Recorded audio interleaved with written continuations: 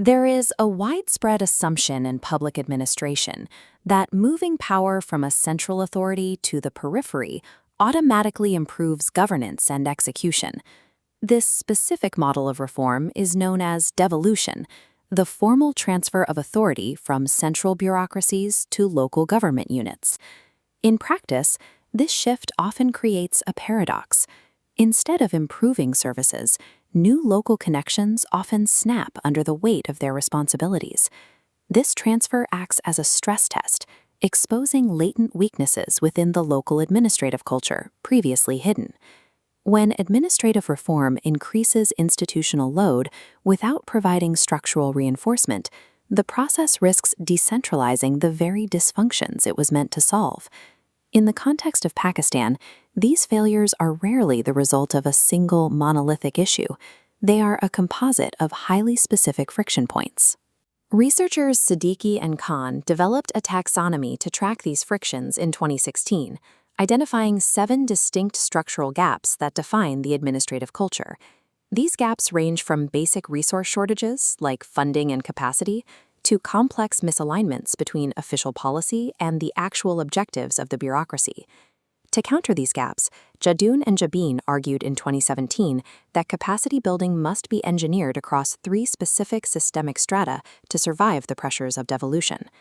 By combining these 2 frameworks, the 7 gaps and the 3 capacity levels, we can build a predictive matrix for institutional reform. We map the failure modes onto the vertical axis. At the base are resource constraints, the funding and capacity gaps. The middle tier represents systemic misalignment, the objective, policy, and administrative gaps. At the top are oversight failures, the information and accountability gaps. These 7 categories are deeply codependent. The failure in one area frequently triggers a collapse in another. For example, an information gap regarding local demographics leads directly to misallocated budgets, effectively creating a funding gap where none previously existed. Because administrative culture functions as a network of dependencies, treating any single gap in isolation is likely to fail.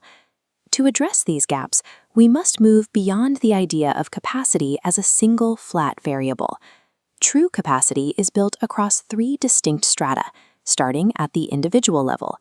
This focuses strictly on the human element, the specialized training required by bureaucrats themselves. Next is the organizational level, improving outdated departmental workflows and structures. Finally, the institutional level involves the overarching laws, statutes, and macro incentives that dictate how agencies behave. Reforming the system requires a synchronized upgrade of the human, the workflow, and the legal framework. We can use this matrix to design a specific intervention, such as fixing a catastrophic information gap in a newly decentralized province. Here, local leaders lack data to make decisions. At the individual level, we implement data literacy training for clerks. At the organizational level, the department overhauls IT infrastructure and data sharing protocols.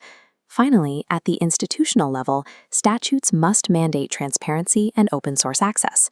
If a policymaker ignores any one of these 3 levels, the information gap remains open, undermining the effectiveness of the local government. Bridging a systemic gap requires a continuous line of upgrades across every dimension of capacity. This brings us back to the initial challenge of devolution, the sudden shock of local institutions taking on massive new mandates. When we apply that same stress test to an administrative culture reinforced by the matrix, the outcome changes. Localized nodes now possess the individual, organizational, and institutional depth required to absorb their new authority. This creates stable governance that can execute complex policies independently. Devolution acts as a neutral amplifier. It scales the inherent qualities and existing capacity of whatever system it is applied to. It will enhance the efficiency of a high-capacity system, but it will also magnify the 7 gaps of a low-capacity system. Administrative culture cannot be changed through political willpower alone. Bureaucratic culture is a byproduct of systems engineering, defined by the constraints of its tools and the logic of its workflows.